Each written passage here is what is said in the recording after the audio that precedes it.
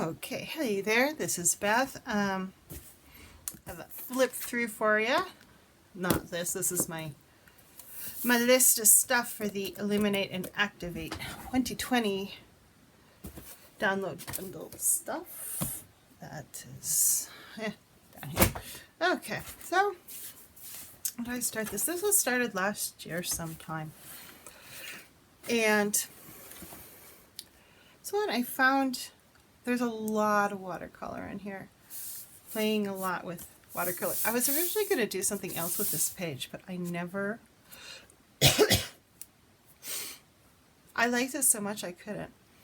It's Leaping for Lemurs. Don't ask me. Yeah, so this was started in 2018 in November-ish, it looks like. So it says 11/16. So this is a multi-day spread where you do a little bit each day. It's a really fun way to create like a daily practice, and also it's a really fun way of journaling. If you want to try it out, there's lots of different ways of doing it. I like to do 2 pages, some people do 1. Yeah, faces. This was inspired, I can't remember the artist's name, but I saw something on her Instagram and this kind of popped in my head, and I already had these watercolor things on. It was like mixed media paper that I put watercolor on to cut out for a different collage project. Thanksgiving week. I'm collapsible. I'm done with Thanksgiving. Moon and a feather.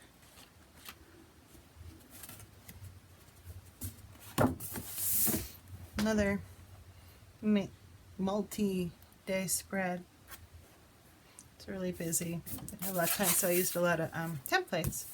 This was Solstice for 2018.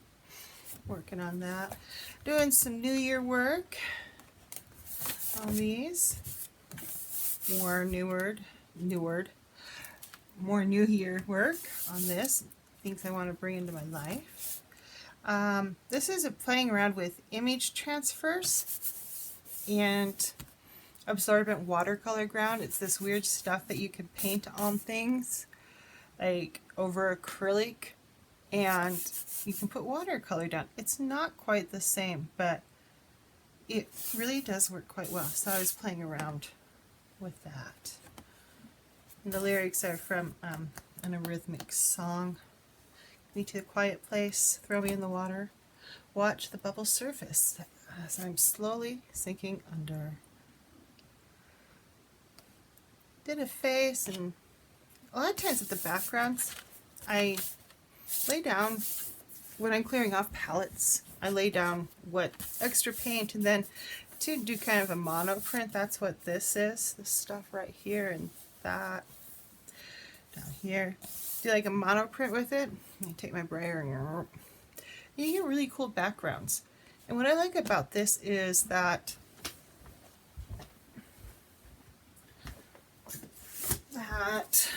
I can just come. I think here's a different type with lots of collage. But here's a starter one with the mono print kind of thing. There's just one that had plenty of paint. But when I come here, I have something down. And a lot of times if you're in a hurry or just want to have a quick minute to do something, if you have a background down, that facilitates that process. Like this is just wiping stuff off from this page.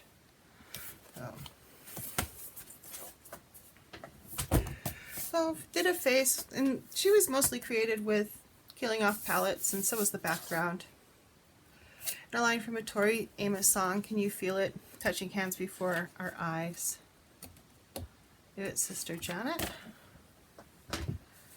So it was New Year. Obviously, Happy New Year. I got Magnus that week, obviously, because this is Magnus, the cat in the cupboard. He spent like a month hiding in the cubby in my bathroom. I moved the litter box and lay down and pet him. But Working energies for the next year. Ready, set, kitty. Got myself a kitty. And this was new moon. I can't read what that says. Oh, it must have been an eclipse.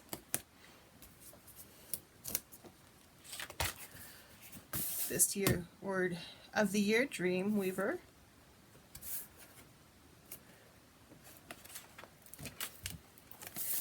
This was working on concept paintings for Cosmic Earth Allies, which, if it's not out when this comes out, it's going to be close.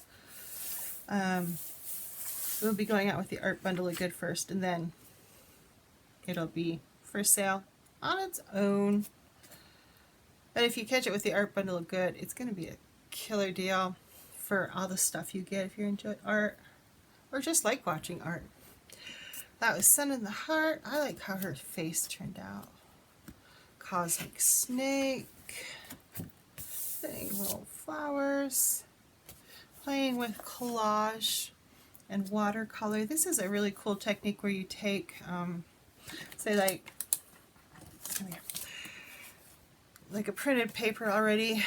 So this is a piece of origami paper, and then you do some painting over it. You get this really cool technique, and that's what these and the flowers are. Playing around with watercolor. Little kitty cat friend. This started out as a multi-day spread, and I think I did 3 days on it. Sometimes that's what happens. It was more snow and cold on Sunday, February 24th. I did a face on March 1st, and Jackets Are Terrifying on February 28th. I remember this because I got my jacket out of the closet, and Magnus, who had, barely started coming out of the cubby, was terrified by it. Watercolor, really started working seriously with watercolor. There's a ton. This is mixed media. It's a lot of watercolor based. She's definitely mixed media. But working with a ton of watercolor and learning how to use it in faces. So it really is a different creature than acrylics and mixed media, and I tended to go at it the way I do with acrylics and mixed media, and that just doesn't work very well. You can't cover up with transparent things. Oh, that was the New Zealand shooting. But I got Magnus. Magnus rocks. Walk out to winter again. It snowed. And this is an example of a multi-day spread on one page.